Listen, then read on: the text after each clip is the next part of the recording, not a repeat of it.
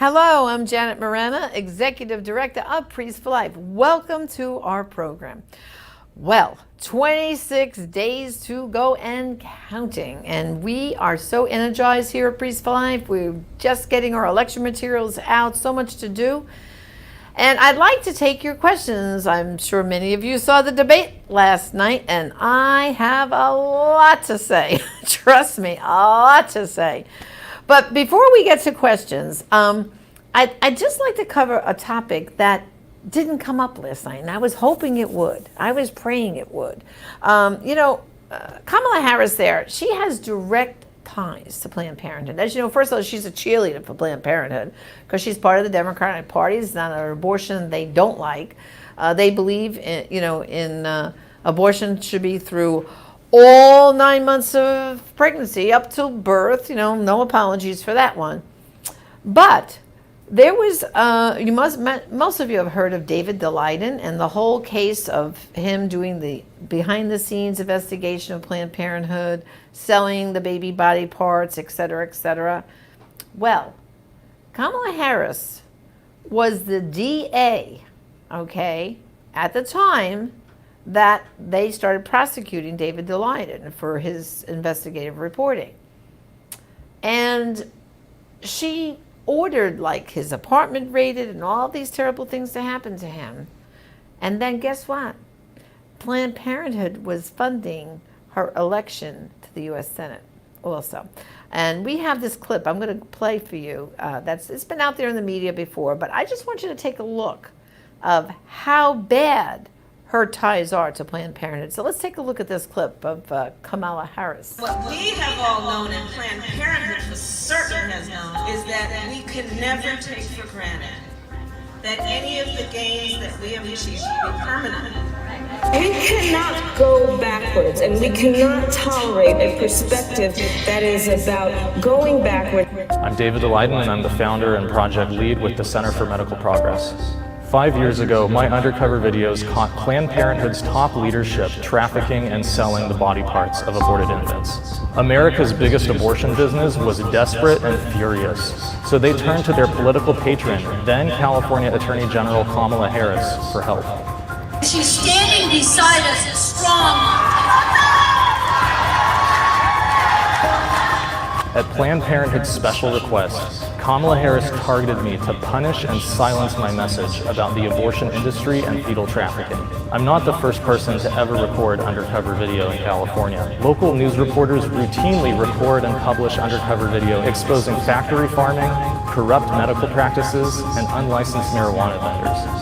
Yet somehow I have become the first person to ever have the California video recording law enforced against me for news gathering. We will celebrate the fact that we know how to fight. We will celebrate the fact that we are prepared to fight. Kamala Harris met in secret with a group of California Planned Parenthood executives in Los Angeles in March 2016, while she was running for U.S. Senate and promoting Planned Parenthood in her campaign. Action items from the meeting show that they discussed Planned Parenthood's legislative agenda in California, as well as Planned Parenthood's lies that my videos contained threats, with 2 of the Planned Parenthood witnesses in Kamala Harris's investigation present at the political meeting. Less than 2 weeks later, Kamala Harris sent 11 California DOJ agents to raid my 1-bedroom apartment, with explicit instructions from Planned Parenthood to seize the computer and video equipment that I was using to publish the undercover videos. California Penal Code 632 prohibits secretly recording a confidential communication without the consent of all parties, and defines confidential as a communication that you cannot reasonably expect will be overheard by other people. So my team was scrupulous to record our California videos in places of public accommodation like crowded restaurants, where the conversations were obviously overheard. But you can't necessarily say the same thing about local TV reporters in California, who have taped inside of private doctors' offices and inside of private homes. Yet not a single one of them has ever been charged with undercover video recording in California in the 60-year history of California's video recording law. Mine is the first and only case. And there's another piece to the California video recording law. that specifically allows recording even a confidential conversation in order to gather evidence relating to violent crimes. The entire purpose of our video recording in California was to document and expose the violent crimes of fetal trafficking, including selling infants aborted alive and killing them through organ harvesting and medical battery against pregnant women. If those aren't crimes of violence, I don't know what is. But Kamala Harris's investigation never even considered our purpose or addressed those crimes, even though local Southern California law enforcement prosecuted and shut down 2 of Planned Parenthood's business partners based on my video recordings. By the way, those business partners, the Da Vinci companies, they actually admitted guilt in a $7.8 million settlement for illegally selling body parts from abortions at Planned Parenthood Orange County. Who was the top abortion doctor for Planned Parenthood Orange County supplying those body parts? Dr. Jennifer Russo, one of the participants in the March 2016 meeting with Kamala Harris and one of the Planned Parenthood witnesses. You have to wonder, if I had been investigating unsafe grocery handling practices, animal abuse, or unlicensed gun sales, would Kamala Harris have ever thought to pursue video recording charges against me? It's pretty obvious that the reason that I alone was targeted by Kamala Harris is because I dared to criticize Planned Parenthood and the abortion industry. What Kamala Harris did isn't treating people fairly or equally under the video recording law. In fact, Kamala Harris's deputy prosecutor, Jeanette Jarone, admitted in a court filing that the reason her office targeted me alone among all undercover reporters in California was because my videos were, quote, edited for shock value, and that made me, quote, more culpable than other undercover reporters in California. Obviously, I dispute the characterization that my videos were edited for shock value. What they show Planned Parenthood doing is shocking enough. But more importantly, it is your First Amendment right to promote the significance of your own message. When she said that I was targeted because of the content of my videos, Kamala Harris's deputy prosecutor admitted that the reason that I was targeted and I alone was to punish what I have to say. Planned Parenthood sells baby parts. That's why I'm suing Kamala Harris, the California Attorney General, Planned Parenthood, and others in Los Angeles federal court for conspiracy to violate First Amendment civil rights. This is crucial to defend the First Amendment rights of all Americans to report on issues that matter and to listen to what we have to say to each other without fear of government punishment. Selling body parts is a crime. Reporting on it is not. I will never bow to the tyrannical vision of leaders like Kamala Harris, who believe that they are entitled to tell us what to think, what to believe, and what to say.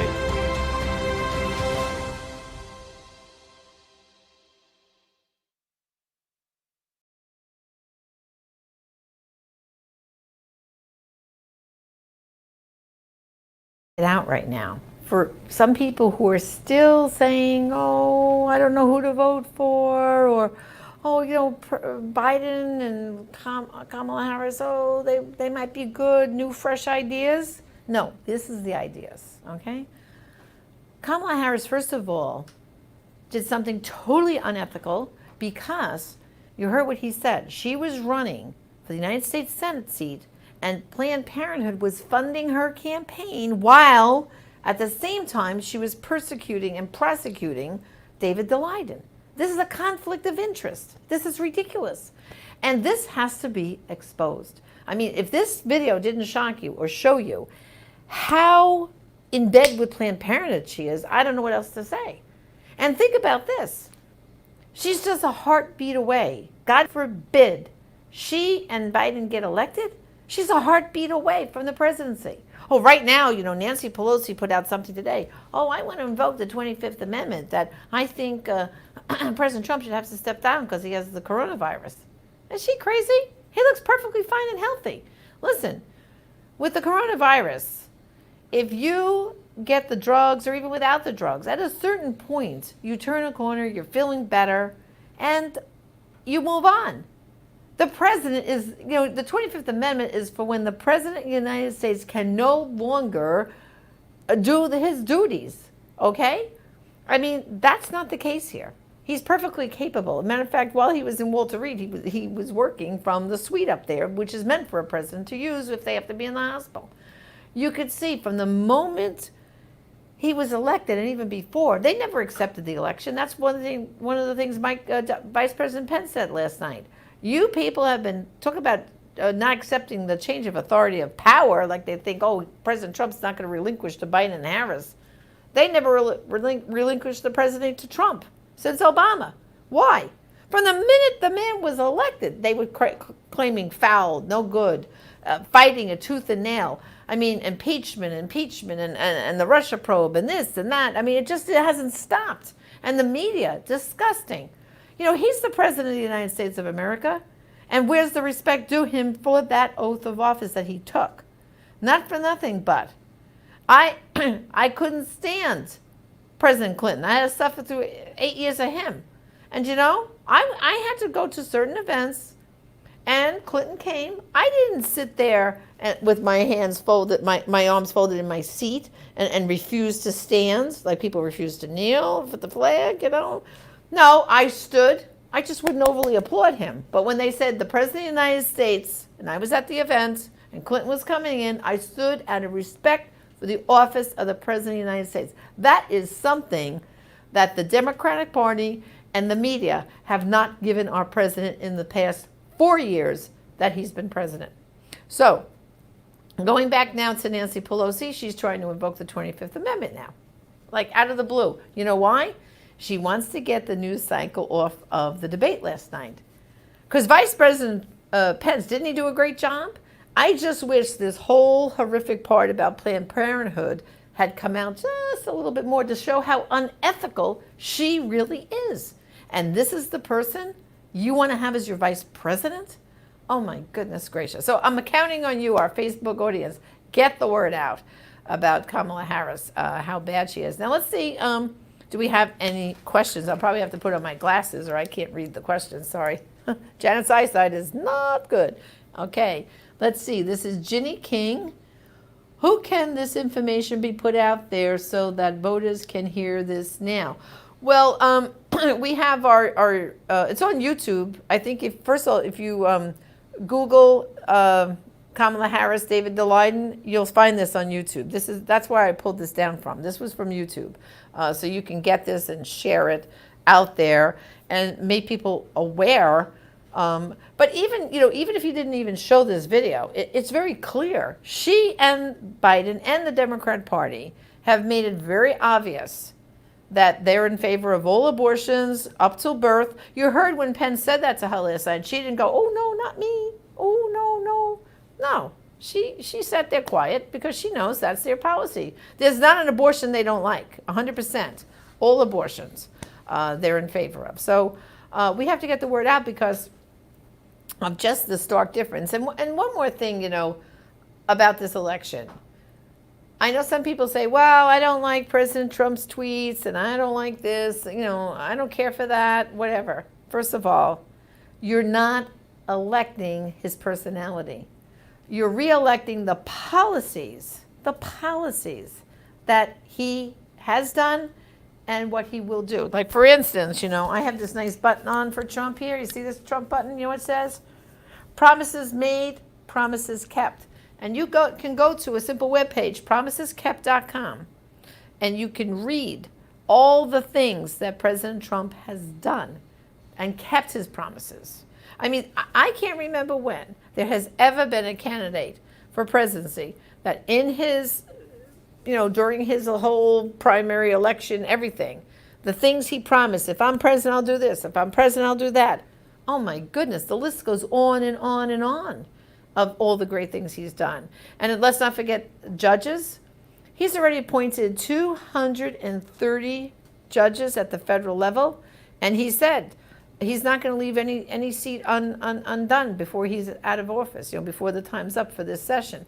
So, I mean, that's going to last decades into the future. That will benefit my children, my grandchildren. That's amazing. 2 Supreme Court justices, and now we're going to have Amy Coney Barrett, and you better get ready, brothers and sisters, for next week. We've got to really storm Facebook with good messaging because they better not smear good Amy there. She's a stellar candidate. stellar. And her Catholic religion should not come into it. That's ridiculous. So we're going to have to be on guard to get the truth out. Let's see if we have another question. Let's see. Karen Johnson, she says, I like that. Promises have been kept. Exactly, Karen, exactly. And let's see. This is, someone says, vote early in person. Yes, good point. That's Marlene. Yeah, Marlene, I'm glad you brought that up. You know, this election cycle is going to be absolutely insane. Some states like New Jersey, their polls aren't even going to be opened. They have mailed out ballots to the entire state. And I have a good friend of mine. I just spoke to her the other night, and she got her mail-in ballot. She filled it out, but she didn't put it in the mail. They have places you can go to deliver your ballot. And she got to sign the book, okay, where her name was on the line at the Board of Elections in her town. And then she handed in her ballot, and she watched it go into this locked box, basically, at the Board of Elections. That's what we need to do. You have to track your ballot, and just don't put it in the mail. I normally vote absentee because normally I'm out on the road traveling at the election, but I got my absentee ballot at home. Just came the other day. I'm going to fill it out, and when early voting starts here in Florida, I am going to deliver it. Our office here is in Titusville. I'm going to go down to the Board of Elections, and I'm going to hand deliver my ballot. So that's very important. Thank you, Marlene, for bringing that up. We've got to track our ballot. We have to make sure we bring our ballots there. And speaking of that, I've always promoted this to get absentee ballots for family members that you know who might be in assisted living or in nursing homes. Please don't let the staff at that nursing home help them fill out their ballot. You help them fill it out, and then you deliver it for them, because there's a lot of shenanigans that goes on at that level. Let's see what Lori has to say here. Harris said she wants to allow women to be in control of their bodies. I got news for you. If you're pregnant, that baby is whole and separate from your body. It's its own person, body, soul, and spirit. You shouldn't decide whether that other body you carry dies. You aren't God. God decides. Thanks, Laura. Good point. And you know, another point about last night, did you hear how I kept harping at Vice President Pence about, you don't accept the science. You don't accept the science. She said, you don't accept the science one more time. I was yelling at my TV. Oh, good thing you weren't watching me last night. I was going crazy in my house all by myself, yelling at the flat screen TV. Even my dogs got on my lap one time as if to say, Mommy, it's okay, it's okay. Anyway, the science thing, well, hello, unborn children, okay, it's science. From the moment of conception, it's a unique, whole, individual person with all that little DNA and everything. Yes, Kamala, that's science. So you're killing a person, okay? It's a person. It's not a clump of cells. It's a person. And that's the science that you're in favor of there, of killing an unborn child. So I think we have to use this science argument right back with her and Biden. Okay, what's this? Eileen Queen, she says, when they introduced Kamala Harris last night, she was introduced as an American Indian. At the end of the debate, she herself said she is black. What is it? Oh, okay, well, first of all, she's not an American Indian. She's half Jamaican, from the island of Jamaica, and one of her other parents is Indian, like from India.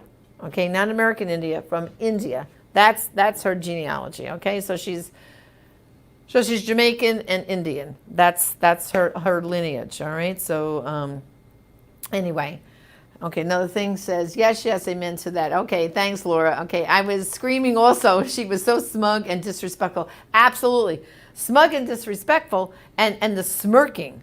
Oh my goodness, smirking. And the way she talked back, like at Vice President Pence, he was a real gentleman. He was, and you know, I've known Vice President Pence since he was in Congress. And I can tell you, he's a man of deep faith. And I also, we're going to play a little clip at the end of our time together from him, because of course he was unabashedly, I'm pro-life, and that's it, and that's how it rolls. So it said, oh yes, yeah, Lori says, yes, rude as can be. Yep, rude as can be. That's how she was, very rude. You know, and you have to think about this. I mean, this is who you want as your vice president of the United States of America? You know, there's so much. Oh, and then the other thing that made me flip, I want to know how many of you made you flip, when she said that, oh, this will be historic, the second time a Catholic has become a practicing Catholic, has become president. Of course, she was referring to JFK, and now Biden, a practicing Catholic. Oh, I guess she thinks if you show up in a Catholic church every now and then and you were baptized Catholic, that makes you a practicing Catholic. Let me tell you, sweetie, a practicing Catholic maybe should add the words a faithful Catholic, a Catholic who actually believes the teachings of the Catholic Church, which he doesn't. Okay, neither does Nancy Pelosi. Why? They believe in abortion. Guess what? That's a non-negotiable, okay? Thou shalt not kill. Hello. Part of the commandments, no change. And to say it's practicing Catholic, oh, I mean, how many, look, we all have people in our families who don't go to church every Sunday. Everyone does, right? Raise our hands, of course. And we pray for them and we encourage them to go to church. But he is what's called a cafeteria Catholics, right? Because we have the teachings of the church, okay? And he puts them in different columns. And he says, well, I accept that one, but oh, not this one. I'll agree with that one, oh, but not that one. That's a cafeteria Catholic. That's what Joe Biden is. That's what Nancy Pelosi is. And I pray for them. I pray for their conversion. And, you know, there's always hope. I mean, if Dr. Bernard Nathanson and Norma McCorvey could convert, okay? I mean, Norma at one time was a non-believer and a lesbian and all this other jazz. And Dr. Nathanson was originally Jewish, became an atheist. Both of them became Catholic.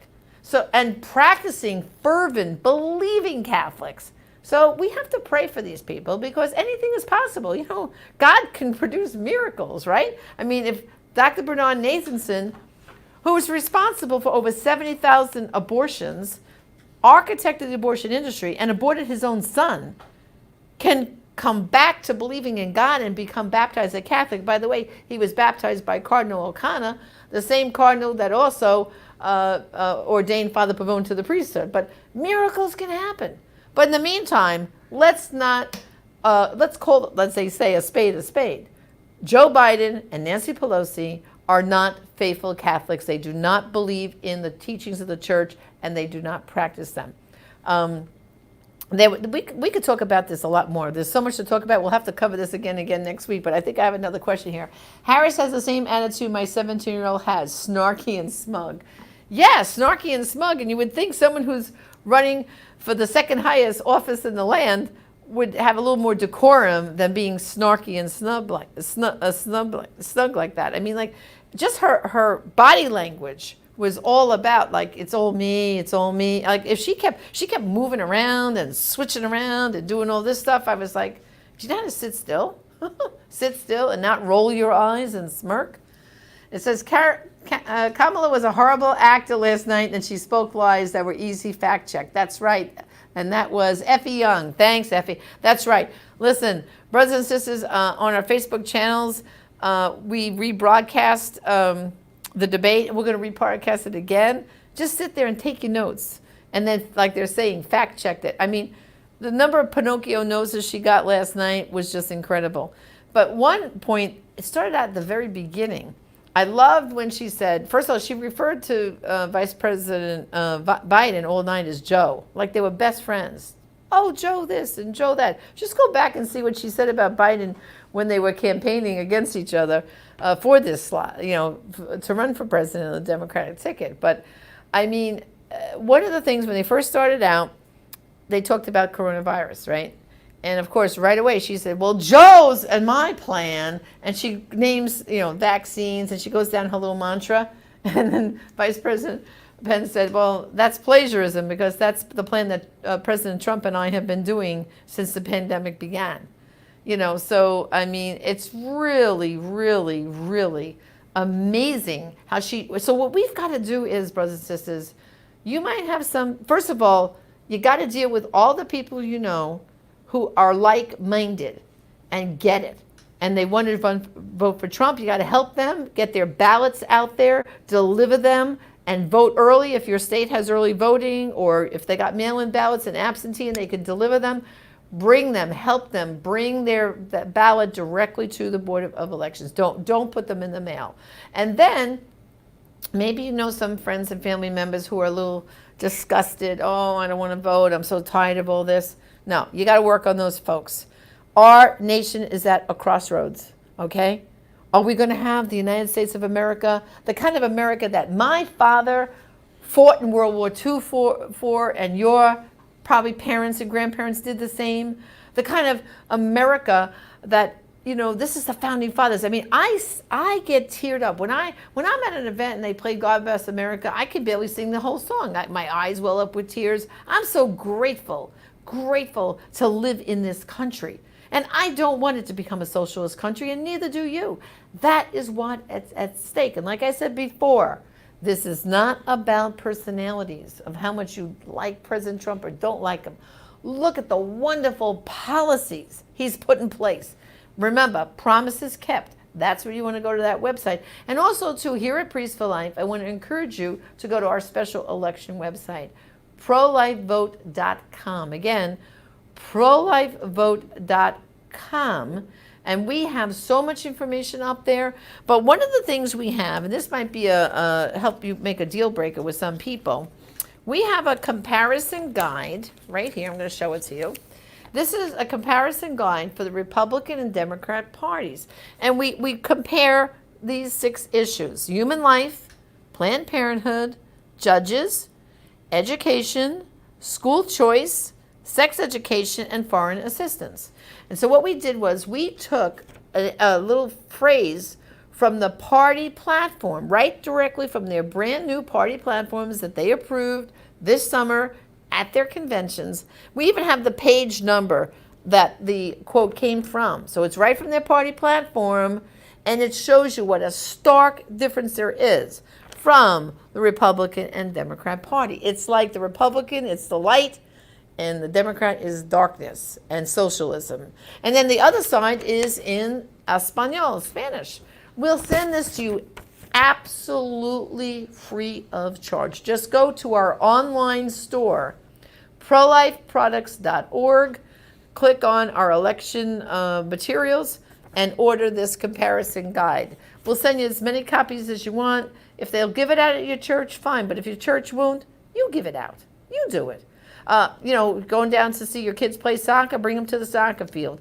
You know what I'd tell everyone? Get out your Christmas card list and get a bunch of plain envelopes at the dollar store and mail them to all your like-minded friends and say to them, this is what's at stake at the election. It's the light or the dark. Which way we going? Every vote is going to count, and we've got to make sure we get out and vote. So let's see. Oh, and I got another question here. James, okay, he says, how can any Christian vote for a Democrat, even a practicing one? A Democrat, even a practicing one, LOL. Of course, James. Of course. So, well, we're just about the end of our time, and I want to thank you for tuning in to me. Of course, tomorrow at the same time slot on Just Ask Janet, because what I'm going to do now is, as we're getting into this election cycle, I'm going to have guests every day. That's Monday, Tuesday. Of course, Alvita comes to you at this time on Wednesday. She's going to be coming to you live. And then I'm back on Thursday and Friday. And I'm going to have different guests with me here discussing all these hot topics of the election. So if you have a topic, when we're getting ready to start, you can start sending in your questions ahead of time. And we will cover your questions. And tomorrow, guess who my guest is going to be? None other than Father Frank Pavone. Okay, I'm going to grab him from his office and get him here into the studio, and you can ask Janet and Father Frank, and I'm telling you, the two of us will have plenty to say tomorrow. So I hope to hear from you. And you know what? Another highlight from last night was how pro-life our president and vice president are. Let me just play a real quick soundbite for you in closing. I couldn't be more proud to serve as vice president to a president who stands without apology for the sanctity of human life. I'm pro-life. I don't apologize for it. And this is another one of those cases where there's such a dramatic contrast. Joe Biden and Kamala Harris support taxpayer funding of abortion all the way up to the moment of birth. Late-term abortion. They want to increase funding to Planned Parenthood. Did you notice her little face going with her stuff? I mean, come on. But thank God we have a president and vice president that are unapologetic for being so pro-life. So keep them in prayer. And, oh, they want to know what time is Father Frank on is this next question. Okay, first of all, Father Frank is on the following times. Every day, 10 a.m., he does the Mass here on this channel. Every afternoon now, I come to you at 3:30, and I told you my schedule, like tomorrow I'm having Father Frank as my guest, but then every night at 9 p.m., from 9 to 10 p.m., Father is live here, and he covers different topics. Even some nights he does pro-life in Scripture.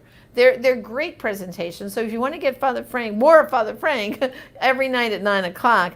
And there's certain nights where he does what I do, and he takes your questions and things like that. So, and then tomorrow, Father Frank and I will answer your questions too. So store up those questions and come back again tomorrow at 3:30. And we'll be looking forward. Oh, and tonight is Pro-Life in Scripture at 9 o'clock. So tune in tonight. If you want Pro-Life in Scripture with Father Frank, that is tonight. It says, can we get an image of that flyer? Yes. Go to voteprolife.com. That's our website, and there's an image there. And then to order it, you go to prolifeproducts.org. Okay? Well, thank you for joining me today, and until next time, this is Janet Morana with Just Ask Janet. Thanks and God bless.